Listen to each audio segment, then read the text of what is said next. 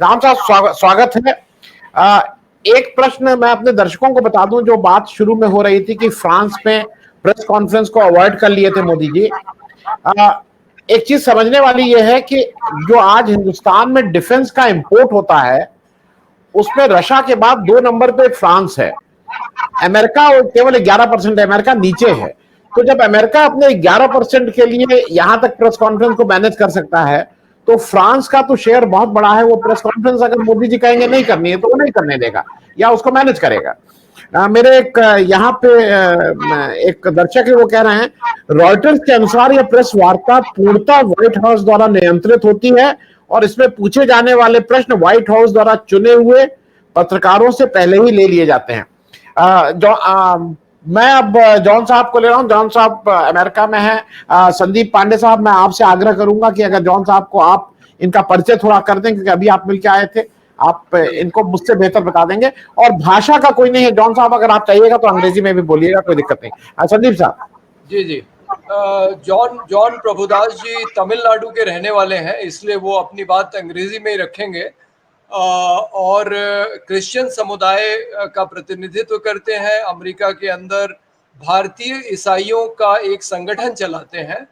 तो मुझे लगता है कि इनसे यही पूछा जाए कि John, what I am assuming that you will not be able to speak in Hindi at all, so but if you can, that will be very nice. Otherwise, please tell us what is your impression of Modi's visit to the United States. Thank you, Sandeep ji. Sorry about the delay because I didn't got mixed up with the timing. Yes, you are right. For me, either we speak in Tamil or we speak in English. Hindi is as much a language like French to me. So that's fine. We speak in English because Tamil will be very difficult for us to follow. That's too bad, because we think Tamil was the original language of the country, but that's a different discussion. John Saab, even Prime Minister Modi says so, that Tamil is an ancient language, more ancient than Sanskrit. At times he has quoted on that. Right. I'm glad at least we agree on that with him. Too bad, he is not learning the language. He's butchering the Tamil whenever he tried to say something.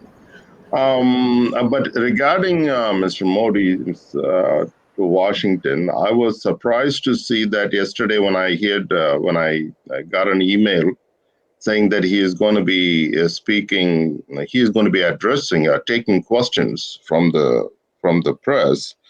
I was quite surprised. And then I got a clarification that there will be 2 questions, one from a U.S. reporter and one from an Indian reporter.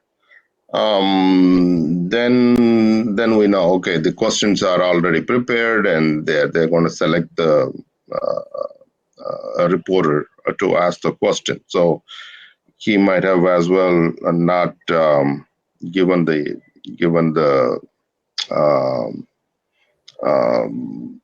impression that he's going to be addressing a press conference. But nevertheless, it's a good start. Even though he is going to have a prepared question. But in terms of his visit to Washington, I believe, I'm sure I have not heard whatever opinions that you all have discussed, but I believe it's just twisting the U.S. arms to get an invitation to the White House. What I mean by that is that because India wants to buy, see, about when Trump was the president, when Trump came to the office, we were afraid that Trump was going to invite him. So I was talking to some officials, newly appointed officials to the White House, and I asked them, what are you guys planning to do? Their point is, look, we can invite him. If we invite, we will get a contract, a defense contract. It's a price that we have to pay. If we don't invite, he's going to go and buy this equipment from Europe or from Russia. What do we have to gain? What the US has to gain by taking a very ideological position.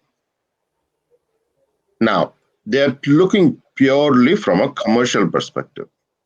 Now, I didn't realize how strong we came on that to an extent that even officials were reluctant to extend that invitation to Modi at that time, and we prevailed.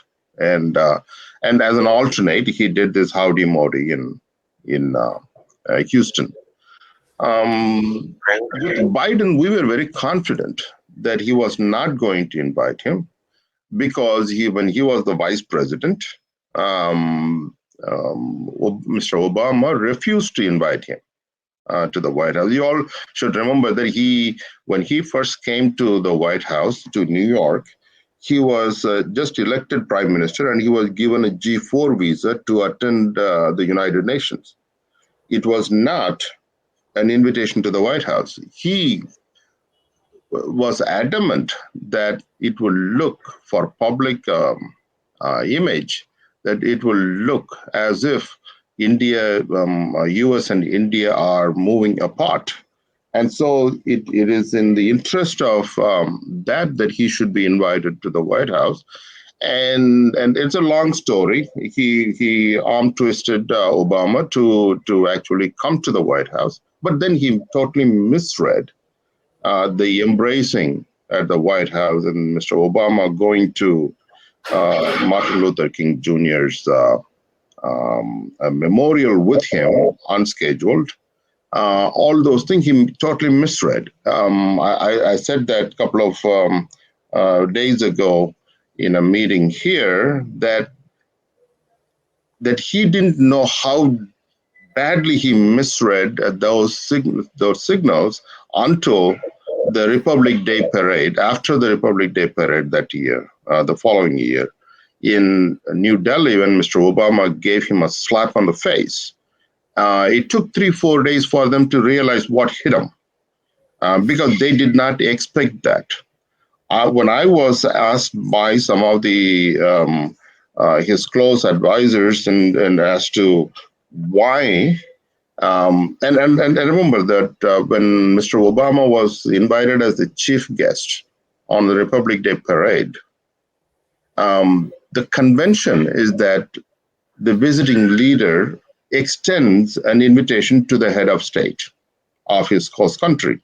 But breaking that protocol, Mr. Obama came back to Washington without inviting Modi. All right. So and then he gave that speech. I'm sure you all listened to that speech that he gave in that auditorium, in which he talked about, India being the beautiful tree and the of different branches and on all that thing, and that India cannot a vibrant country if it is going to exclude sections of the society from the mainstream. That was a beautiful speech. And by the way, that speech was written by himself with input from the State Department and the NSC and everything. So he had that understanding of it. When I was asked, why did he gave that speech and came back to Washington without inviting Mr. Modi to the White House, I was a little confused about it. So I went and talked to some of the officials and asked them what happened. And they told me that this is, Mr. Obama accepted the speech, accepted the invitation only to give that speech. Okay.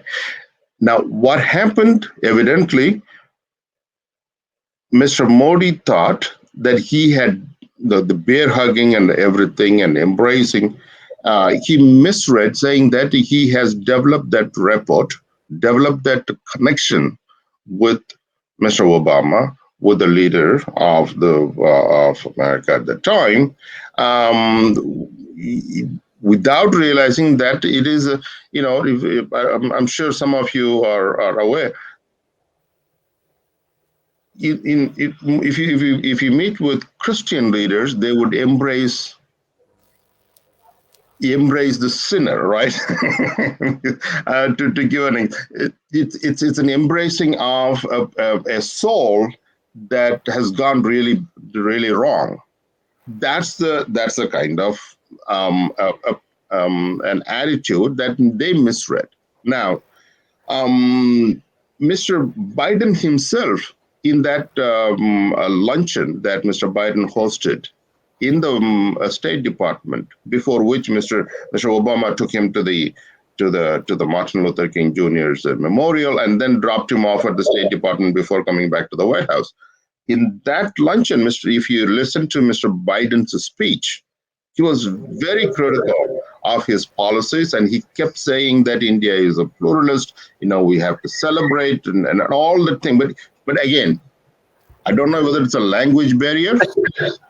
Mr. John, there is a small thing which I want to know from you. In the present scenario, what we are discussing, before you came, we were discussing, is there a price which Biden is going to pay because of inviting Mr. Modi and talking to him? Because what we understand, there is a protest in America by Americans, and Americans are asking Biden, their president, to ask certain questions from Mr. Modi, get clarifications, and there is a possibility that it might be a backlash on Mr. Biden. No, we talked about it with some officials, and my suggestion is that do not come back and tell us that we raised these issues behind the doors and in private meetings, because they don't get it. Now, they understand our issues. We have strongly expressed it, but if I'm the host, or let's say if you are the host and you are inviting me to dinner, would you want to embarrass me in front of everyone at a dinner table? Right? You may have very strong opinion against me. You may think that I'm completely wrong, but would you do that? Is a question. That's a question they are asking me. Is it appropriate to scold him in public? So what I understand, even though they have not said it, what I understand is that they may want to talk about it, raise these issues in private, and maybe hint things in public, but they will not go beyond a certain point, because that would not serve the purpose. Because you remember, though, Mr. Modi is coming here with a promise, not a promise. He put a condition that for him to place the orders for the hardware, military hardware, he should be given what Mr. Obama, when Mr. Biden's president at the time, Mr. Obama gave that honor to Mr. Manmohan Singh, the White House banquet and a joint session. This has been a demand for 9 years. And for 9 years, they have been holding out on all the purchases, small purchases they are doing, but they have not done major purchases. Mr. Austin came to Washington, Delhi just 2 weeks ago to get the promise. But again, my caution is that what guarantee do you have that he is going to buy those things from you after the dinner? Because after the 407 airplane deal, I was telling Sandeep Ji when I was talking to him in Washington, is that I spoke to some of the RSS leaders and I asked them, are you serious about, because Air India is not even your company anymore. It's a private company. Why are you guys, trying to buy the planes for them? And they said, are you serious about buying these planes? And I said, well, we promised something. We got a dinner. Let's think about buying the planes after the dinner. Okay. John sir, I have another panelist to take up. If you can conclude in next 2 minutes, please. Oh, sure. To come to your question, direct question, there is there have been quite a few protests in Washington planned, and any leader usually get a protest. We are joining hands with the Hindus for Human Rights to support them, but we have not necessarily. We said, look, we welcome the Prime Minister of the country, but this is not Mr. Modi. Modi may come and go, but there is a strategic relationship between US and India, and it's not a shared value based on shared value. It is based on shared interest. It is based on mutual benefits for these two countries, and based on that, whoever happens to be the leader of India is invited. We need to read it that way, rather than in India he may spin it, but that's not Washington's problem. If when you spin it in India, you are all have to educate the public to say that this is not endorsement of Mr. Modi or his policy. एक आधे minute में conclude कर लीजिए closing statement. Modi ji जितना भी कर लें, आके मणिपुर और गर्म और जलता हुआ और विनाश के साथ मिलेगा, जो इस देश की सबसे बड़ी प्रायोरिटी इस समय। John, what do you think about Manipur and how Modi has completely ignored the Manipur issue? Thank you for translating that to me, Pandit. The Manipur issue, see, when you were here, when we were in that meeting with Rahul, Manipur has not yet become a subject that people understood. Now, here is the problem. Washington is completely unaware of what's happening in Manipur, except for a few reports here and there. Now, slowly, after almost 50 days, information about what happened in Manipur is coming to light.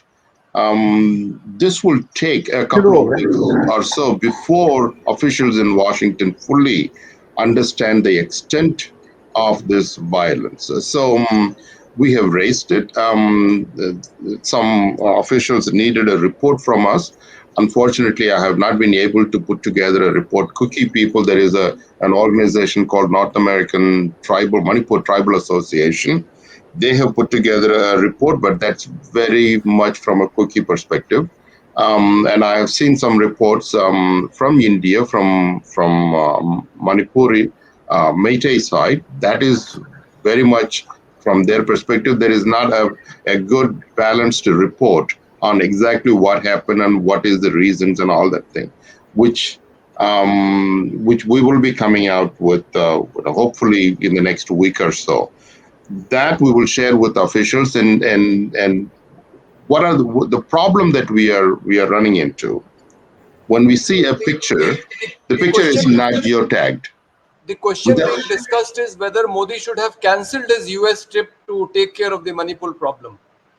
I don't think he would do that. I mean, he very much wanted it for 9 years, and he wanted to come and do this. And what would have been better is that if we had more information about Manipur before his arrival in the American media, that would have helped. Now, as far as what happened with Manipur is known to very few people. I mean, even the officials are not getting directly from the U.S. Embassy that I'm hearing that the U.S. Embassy has not sent enough details about Manipur. So, to the extent the information is here in Washington, I don't believe that the National Security Council or the State Department has sufficient information on Manipur to raise this issue even with Mr. Modi. Had it been there, it would have been a better opportunity to really expose this. But the fact that, see, I noticed yesterday and day before yesterday, this is all something that you all need to keep in mind. When you talk about the BJP and what is it doing to Muslim community in India, nevertheless, it is a very serious issue. Muslims are in the receiving end of it, but it doesn't resonate in Washington as much as it would that if we talk about Manipur, because it's generally it's a cultural divide. You know, there is a certain number of officials in Washington that would understand and empathize with what's happening to the Muslim community, but they will not be able to relate as much. Now, when a church is being burnt, when you say that 400 churches are burnt, that that rings a different bell. And so my problem is that even Washington Post or New York Times articles, I've spoken to several of their reporters and correspondents saying, guys, you need to talk about what's happening to the Christian churches from a Christian perspective, to be able to connect with people in Washington, if not for any other reason. And if you keep talking about only about the Muslim community, you will not be able to convince the people that you want to convince. It will ring a bell in Middle East, but not necessarily in Washington. Only few people will understand that. So what's happening in Manipur is an issue, that is a serious issue. It is an opportunity, while it is tragic, but we should be able to get some real data, and the pictures coming from Manipur should be geotagged so that we know when, where exactly that picture was taken. It was not taken somewhere else and being passed as Manipur violence. That is very important. If we have that, yes, we will be able to raise this issue, but we will not, with this particular Mr. Modi's visit, I don't think that's going to be even on the table. Okay.